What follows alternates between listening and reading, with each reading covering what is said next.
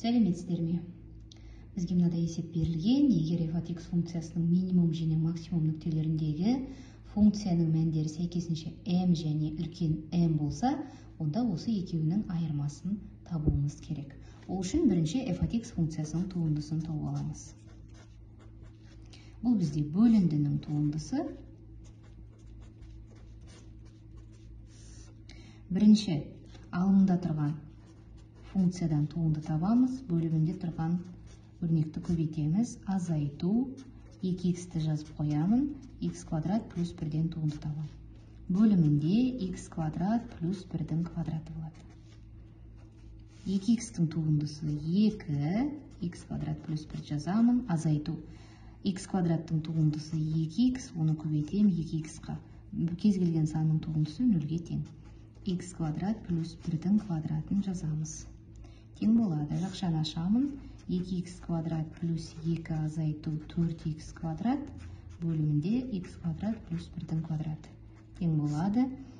Минус 4x квадрат плюс 2x квадрат. Ол бізде 2x квадратты береді. Қосу 2. x квадрат плюс 1-дің квадраты. Немесе мынаны былай да жазуға болады.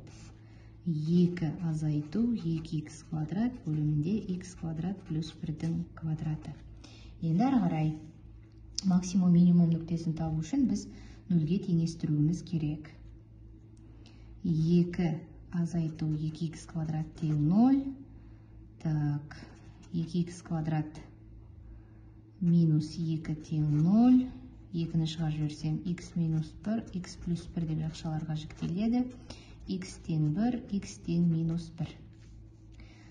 Так, ал бөлімі кез келген санды қабылдай береді. Сондықтан ары қарай минус 1-ді белгілеймін, 1-ді белгілеймін, аралыққа бөлемін, 0 беремін, плюс, минус, минус. Сонда x минимум нүктесі және x максимум нүктесін табамын. Функция кеміді және өсті. Минус 1 бұл минимум нүктесі. Функциям өсіп жатыр, енді кемейді. Олай болса, 1 деген бұл максимум нүктесі. Әрі қарай, сонда m бізде минимум, үлкен m ол максимум. Бізге табу керек 2m азайту m-ді. 2-ні көбейтем минус 1-ге, одан 1-ді азайтамыз. Минус 2 азайту 1 тең минус 3. Сонда жауабы минус 3.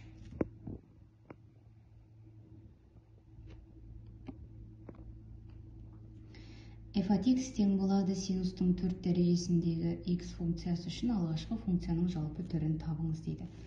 Бірінші дәрежесін төмендетіп аламыз. Синус 4x тең болады. Яғни синус квадрат x-тің формуласын қолданамын. 1 азайту косинус 2x бөлу 2. Және оны квадраттаймын. Сонда мен мына формуланы қолдандым. Синус квадрат x-тің квадраты. Синус квадрат x ол бізде 1 азайту косинус 2x бөлу 2-ге тең.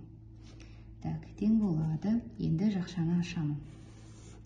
2-нің квадраты 4, 1 азайту 2 еселенген косинус 2x қосу косинус квадрат 2x.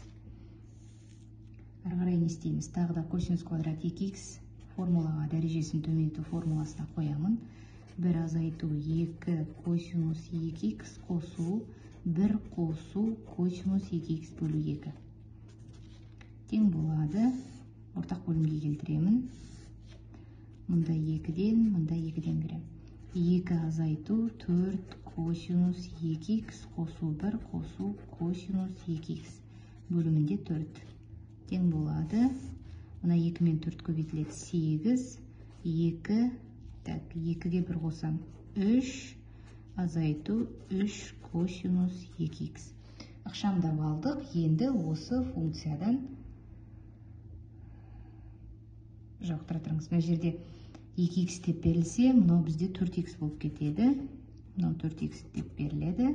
Сонда мынау қосылмайды, мынау минус 4 болып қала береді. Мынау қосу косинус 4x болып қалады. Ары қарай былай жасауға болады.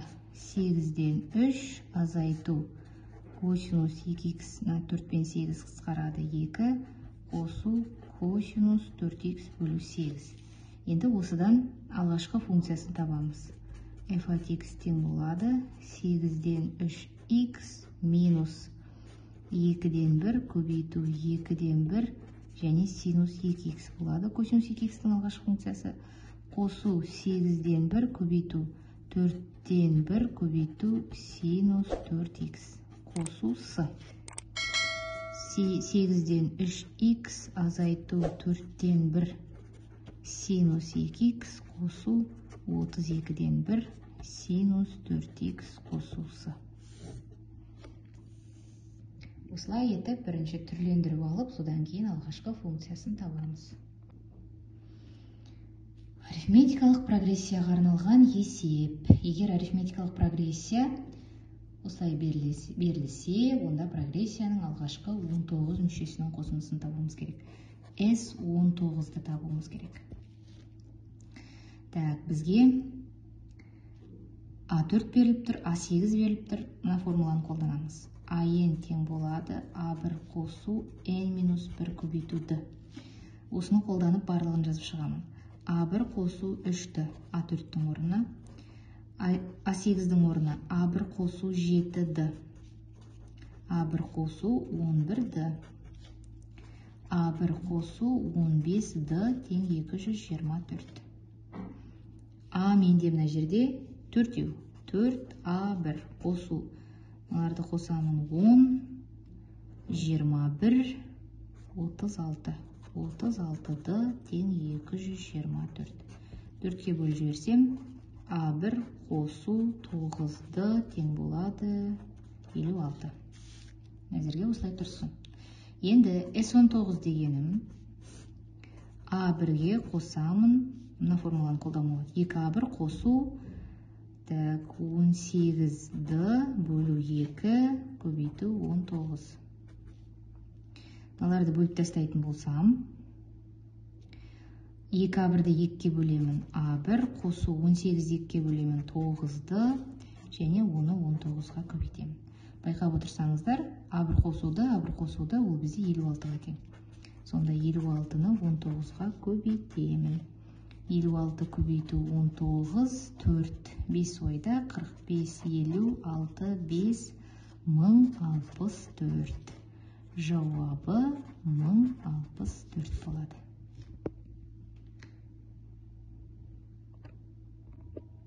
Келесі есеп теңдеуді шешіңіз. Так, көрейік. X куб азайту 27 бөлімінде x азайту 3 тең 27.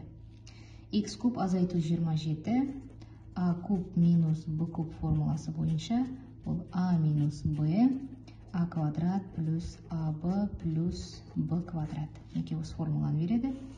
Сонда X азайту 3, X квадрат плюс 3X қосу 9, бөлімде X азайту 3 тең 27. Екеу қысқарып кеткен күннің өзінде теңдеудің бөлімі 3-ті қабылдамайтындығын ескереміз. Екеуі қысқарып кетті. X квадрат қосу 3x қосу 9 минус 27 тең 0. Ары қарай x квадрат плюс 3x минус 18 тең 0. Так, вет теоремасы бойынша x1 мен x2-ні қосам минус 3, x1 мен x2-ні көбейтемін минус 18. Қандай сандарды қосқанда минус 3, көбейткенде минус 18 шығады. 6 мен 3, минус 6 мен 3-ті, көбейткенде минус 18, қосқанда минус 6 шығады. Жауабы, енді 3-ті алмаймыз, мынау бөгдекті 1, яғни мүмкін мәндер жиынына кірмейді, сонда тек қана жауабы 6. Келесі есептеп шығарыңыз дейді. Бұл қиын есеп емес. Түбірасты 5-тің дәрежеге шығару, түбірасты 2-ні түбірасты 2-ге көбейтесіз. Түбірасты 5-тің 2 дәрежесі болады. Түбірасты 5-ті өз-өзіне көбейтесіз, сонда 5 болады. Жауабы 5-ге тең. Және соңғы есеп бүгінге теңдеуді шешіңіз.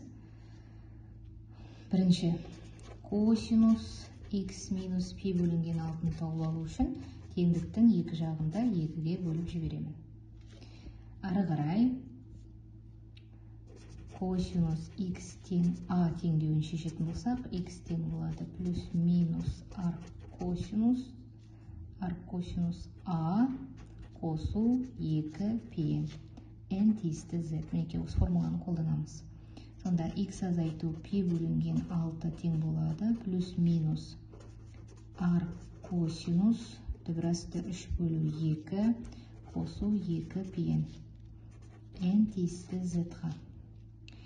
X азайту пи бөлу 6 тең болады плюс минус арк косинус түбірас 3 бөлінген 2 ол бізде пи бөлу 6 қосу 2 пи n тиісті z. X-ті табамыз плюс минус пи бөлу 6 қосу пи бөлу 6 қосу 2 пи n тиісті z. Мінекей берілген теңдеудің шешімі.